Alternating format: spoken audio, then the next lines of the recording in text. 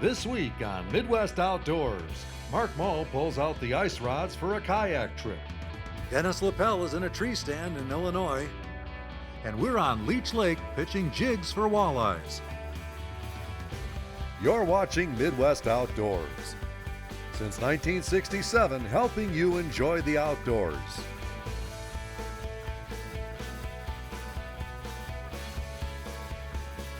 Sponsored in part by Rapala, Abu Garcia, Wildlife Research Center, Huntworth Gear, and Flow Fast Fuel Transfer Systems.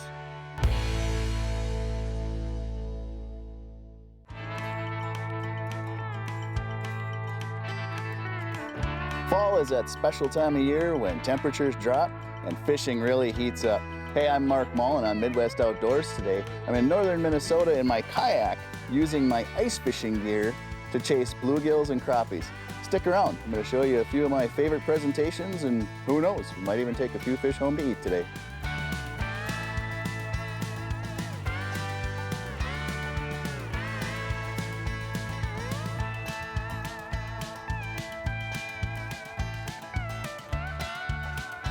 There we go, that's a good one.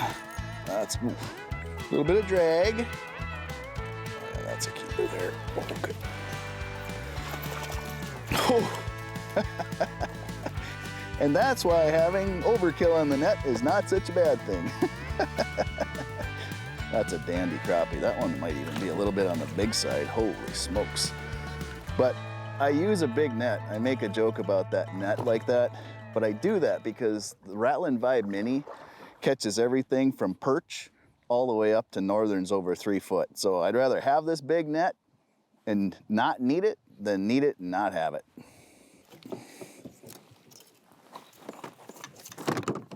That's a beautiful crappie. Just on the cusp of being a little bit too big. Great fish. The reason I'm using my ice rods today is it allows me to detect even those most finicky of bites. Whether I'm using the Rattling Vibe Mini, which is a little bit bigger presentation, or I'm just using a plain grub on a jig, it really helps to detect those most finicky bites. Got him. Oh, that's a good one too. Woo! Another good. Whoa, you're not that. There we go. Rattling Vibe Mini does it again.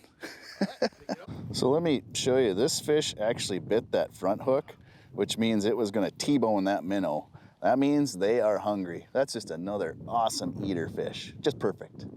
I've got a ugly stick ice combo. I really like the 26-inch for this particular presentation when I'm jigging over these suspended crappies. And then the Yo-Zuri Rattling Vibe Mini. The line that I'm using is 4-pound test ice hybrid, also by Yo-Zuri. Just a dynamite combo for fall crappies and bluegills. I don't know how big this one is. It's hard to tell. Ooh. No, not quite a big one. Oh, they're nice fish though. Once again, eating that front hook. We'll take it. Going home, fish.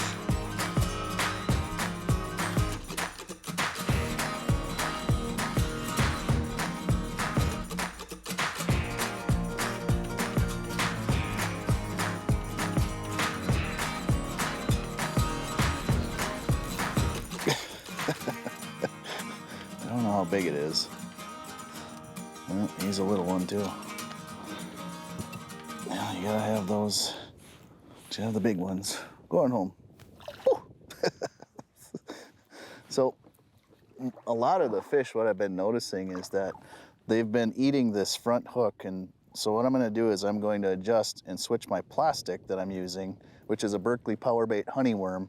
I'm gonna put that on the front hook. If that's where they're focused, then that's where I'm gonna put it in the hopes to get more fish to bite. Put it right in front of that big rascal. Hopefully it's a big one. There we go. Ooh. Whoa. Whoa. What do we got here? Nice crappie. Beautiful crappie. Another fish ate that front hook. Definitely tells me that they're eating minnows. Great fish, perfect eater. I'm gonna be the champion of the world today here. Wait, this is, there we go. Got that one. Oh, that's a big crappie. I think that's a really nice one. Oh yeah. Get up here. Great fish. That is a great fish. That one came on the luminescent Rattling Vibe Mini. I like using the luminescent and luminescent perch or any of the UV patterns when I'm using the minis, when I'm fishing in tannic stained lakes especially. The glow pattern and the ultraviolet patterns usually makes it easier for the fish to see. Clearly paid out there. Whew, nice.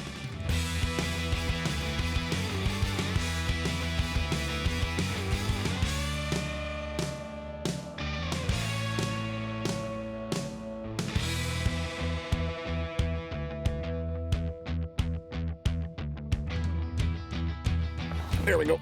Got him. Holy light bite. That's why I use those ice rods, because that one I would have never in a million years felt it. Not even with an ultralight. Ooh, that's a nice fish. Ooh, what do I got going on here? Okay, now this is not exactly how I want to land him. That's a great fish to end on. Got a great story to take home. Another solid eater. Beautiful weather. Hey, if you're interested in learning more about the Yo-Zuri products, go to yo-zuri.com. I'm Mark Maule, and Midwest Outdoors. We'll be right back.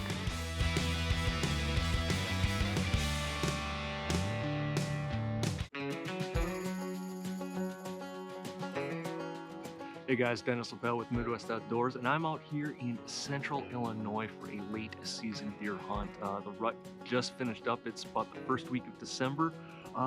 Cameras are showing that deer are really coming out for that last hour, hour and a half of shooting hours. So I got a couple takes to film. Maybe we can film today.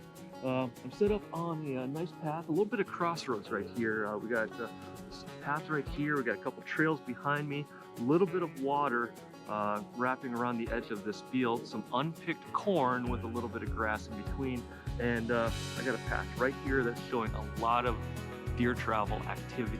So we're gonna sit for the evening, and hopefully we're going to fill a tag today.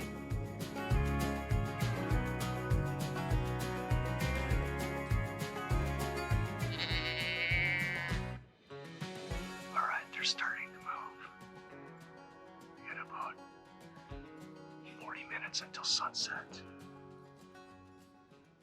I got two does way on the far end of the field, circling that tree line over there.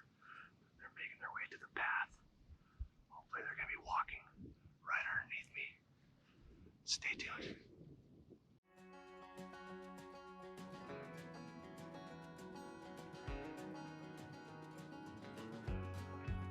He is a little young. We'll let him go for next year or the year after.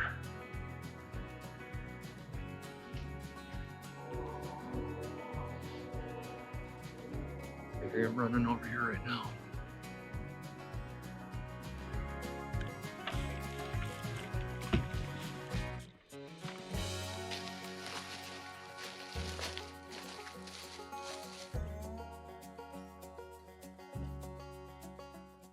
All right, it's game time again. Big pack of does just got up. Ones I've seen almost every time I've sat out here. This time they're actually pretty close and they're walking my way. I think the wind direction is going for me now, that they're going to actually move this direction in the wind. I know my scent control is really good. Just watched my clothes again. Sprayed down with scent killer right before I came out here. So, as long as we got the light, I think we're going to get a good opportunity here.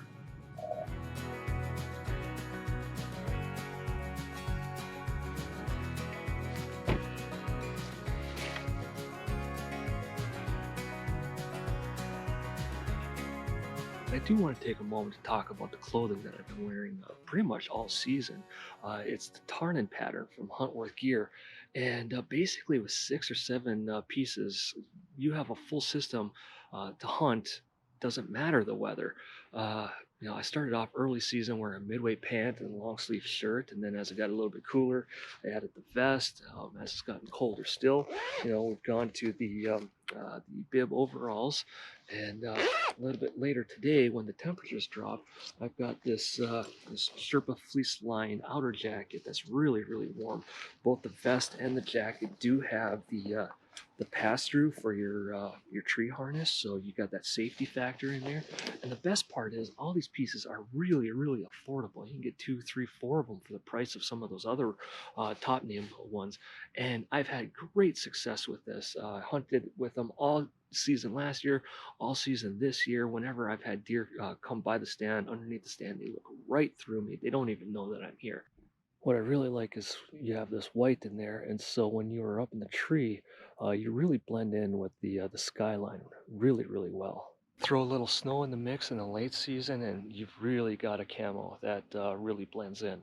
And you can find them at your local retailer or huntworthgear.com.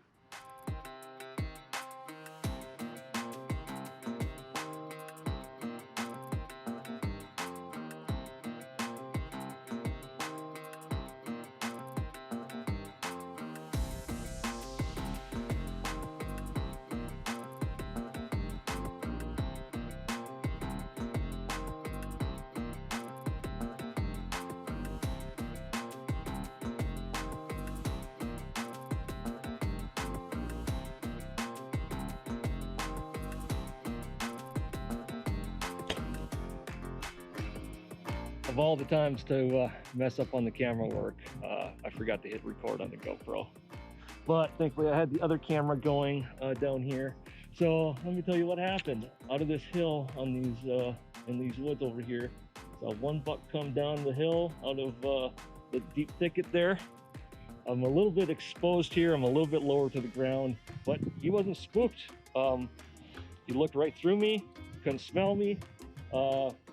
So eventually he put his head down. The other one was looking the other way. I was able to lift the bow and make a shot. So I stuck him good, but it didn't pass all the way through. So we're gonna give him a little time and start tracking. It's really windy. There's supposed to be some rain coming in, so hopefully he goes down pretty quick and we can recover him before the blood trail gets washed away. Woo!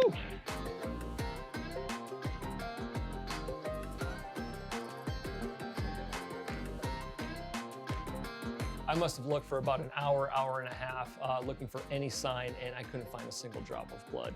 And I was just feeling awful about it. But closer review of the footage showed that we hit him in that front shoulder blade. Almost no penetration of the arrow whatsoever. He did show back up on camera about 2 days later. And then I actually got some really good footage of him sparring with that other deer about 2 weeks later. So he's perfectly fine.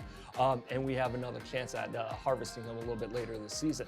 So if you want to find out if we ever get him, stay tuned for a future episode of Midwest Outdoors. Hey, I'm Dennis Leppell. We'll be right back.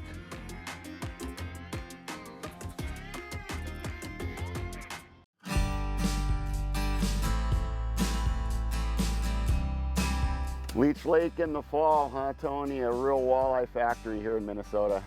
Yeah, it's one of those bites that I look forward to all season long. Pitching jigs, shallow, catching giant walleyes, and big numbers of fish. You know, it's just one of those places that's magical in the fall. Let's go get some magic going on Leech Lake. Sounds fun. Right up on the bank, huh, to start us out, Tony.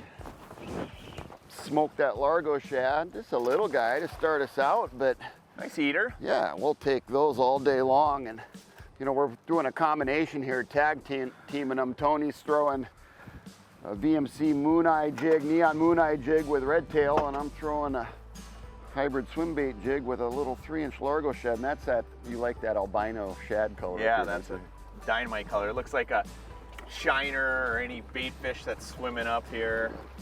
Just a little guy to start us out. Got a little blood from the hook on him, but we'll let him go. We can get some bigger ones for sure up here on Leech Lake. Fish on? Big. All right. Man, did he thump that, Tony? I'm going to plastic, Raj. Side by side, red tails and Largo shads. I'm a huge fan of the Largo shad. We're spot locked here with the Minn Kota and just fan casting downwind. Rock face all out in front of us here. This is a big fish, staying down. But when they're in 3 feet of water, they only go sideways. Wow. Not a bad one?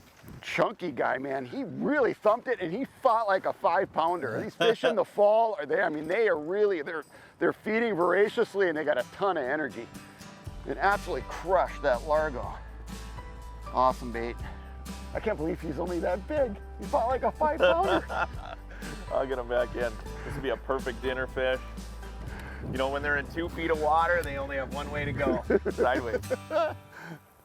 Leech Lake's an awesome destination for sportsmen and families. Lots of choices for lodging up here.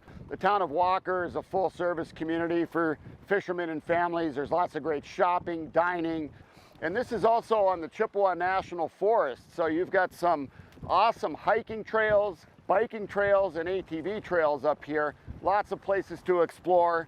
And of course, as we're showing you today, the awesome fishing on Leech Lake. Man, are they stacked right in that corner. Well, that's a bigger fish too. It's a nice one. Yeah, they're definitely relating to this corner of the rock, and it's just a good ambush spot for these fish. Walleyes are like that. They're opportunistic feeders, and that's why they're so wind-driven. It's the fact that it's pushing the bait right into where they want to be, where they can just sit on the bottom and allow the bait to come right to them.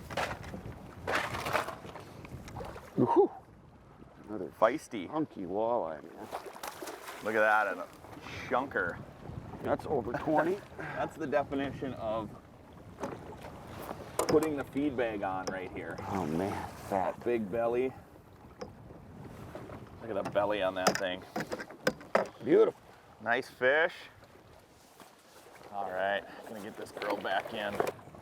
Tony referenced that neon moon eye jig. There's a couple other jigs we're using for this application. We've got a VMC sleek jigs, a weight forward design. It's got a bait keeper hook on it and a long shank, which is ideal for bigger minnows like those red tails. And also that 3-inch Largo shad rigs real nice on that, snug right up against the head. We're also using the hybrid swim bait jig. It's got a corkscrew on it to screw that Largo shad right up to the head. You'll see all these jigs have that 3D holographic eye. Durable, bright UV paint finishes on the sleek jigs and the neon moon eye jigs, and a high carbon steel hooks on all these that are very durable and will hold even big fish. So, all right, I threw upwind that cast, and I put another red tail on with that neon moon eye. Well, it's good to mix it up. You know, the water temps are warm. They're a lot warmer than they normally are in the fall. Fish are sort of in transition, and we're catching them a lot of different ways. You know, you can catch them jigs and minnows, pitching jigs. Roger's pitching out deep, I'm pitching shallow. Nice walleye here. It's decent. Yeah, it's a big one. Oh yeah, beauty. Fishing my live bait rod with the jig and the red tail. I've got a neon moon eye on, and I'm fishing a St. Croix 6'3" Icon, medium power, extra fast tip. So a lighter rod for that live bait. Real dandy walleye there, man. Yeah. Baby. There's where the shallow ones are, huh? Nice. That's what I love about Leech Lake fish. I mean, we're literally, even though Roger's pitching out this way, it's 4 feet of water. And Yeah. look at the size of this fish. Right up in shallow water feeding. Just taking advantage of all the bait that's blowing up in here. Oh man, what a chunk. Woo. Look at that. That is a beauty. Yeah, look at how fat that belly is. In the fall when they're feeding. They're always this healthy out here. They're always feeding. There's so much bait in this lake. That's what makes Leech Lake fun. It has been an awesome day fishing with you, Tony. Nice big one to close her out today. Had a ball catching lots of walleyes with you today. If you'd like to experience Leech Lake, it's leechlake.org, or you can give them a call number on your screen to start planning your fishing trip to central Minnesota. Enjoy some awesome walleye fishing. With Tony Roach, I'm Roger Cormier. We'll be right back with more Midwest Outdoors. Yeah, what a dandy.